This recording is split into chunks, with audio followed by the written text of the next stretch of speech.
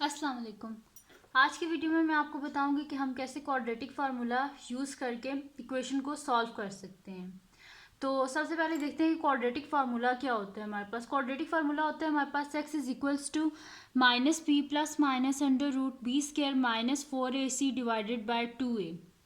अब हमें ये पता करना है कि ये a b और c की वैल्यूज़ कहाँ से आती हैं।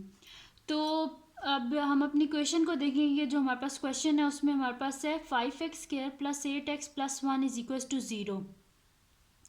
अब जो x स्क्वायर के साथ जो कोफिशेंट होता है ना, यानी कि देखें अब ये जो x और y की जो वैल्यूज़ होती हैं ना, ये वेरिएबल्स होती हैं और इनके साथ जो वैल्यूज़ अटैच होती हैं उनको हम कोफिशेंट्स बोलते हैं। तो x स्क्वायर के साथ जो कोफिशेंट है यहाँ पे हमारे पास है 5, तो a की वैल्यू हमारे पास आ जाएगी 5।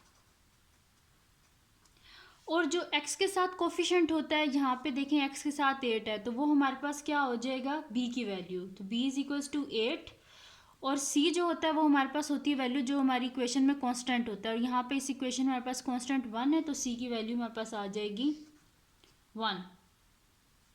अब ये जो सारी हमारे पास a b और c की वैल्यू है इसको हम अपने फार्मूला में पुट कर देते हैं। तो हमारे पास क्या हो जाएगा x is equals to minus b plus minus under root b square minus 4ac divided by 2a।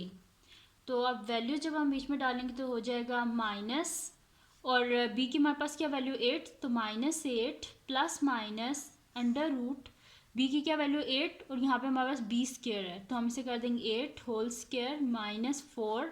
a की वैल्यू हमारे पास क्या है 5, उसको हम इधर लिख देंगे, और फिर हमारे पास c की वैल्यू वो हमारे पास 1 है, उसको हम इधर लिख देंगे डिवाइडेड बाय 2a है 2, और a की वैल्यू क्या है हमारे पास 5, उसको हम 7 लिख देंगे। अब ये क्या हो जाएगा हमारे पास minus 8 plus minus under root 8 square क्या होता है हमारे पास 64 माइनस 5 4 ज़ा 20 डिवाइडेड बाय 5 2 ज़ा 10। तो ये हमारे पास हो जाएगा x is equals to minus 8 plus minus under root 64 में से जब हम माइनस करेंगे 20 तो हमारे पास आ जाएगा 44 डिवाइडेड बाय 10। अब हम क्या करेंगे 44 का साइड पे एलसीएम ले लेंगे, तो 44 2 22 ज़ा 2 11 ज़ा एंड 11 1 ज़ा 11, तो इस 44 की जगह हम 11 की ये फैक्टर्स लिख देंगे। तो x is equals to minus 8 plus minus under root 2 multiply by 11 divided by 10। तो x इज इक्वल्स टू हमारे पास आ जाएगा minus 8 plus minus under root 2 square multiply by 11 divided by 10।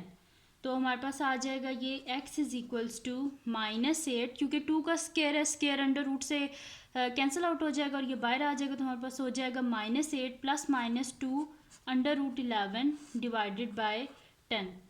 तो ये हमारे पास क्या हो जाएगा। अब जब हम क्योंकि इन दोनों में कॉमन 8 है, तो हम अगर बाहर 8 2 को बाहर अगर हम कॉमन ले लें तो हमारे पास क्या आ जाएगा, यहाँ पे बच जाएगा माइनस 4 प्लस माइनस 2, क्योंकि बाहर हमने कॉमन ले ली, अंदर आ जाएगा अंडर रूट 11 डिवाइडेड बाय 10। तो 2 5 से 10, तो इधर हम कटिंग कर देंगे, तो हमारे पास आ जाएगा x is equals to minus 4 plus minus under root 11 divided by 5। तो ये थी आज की हमारी वीडियो।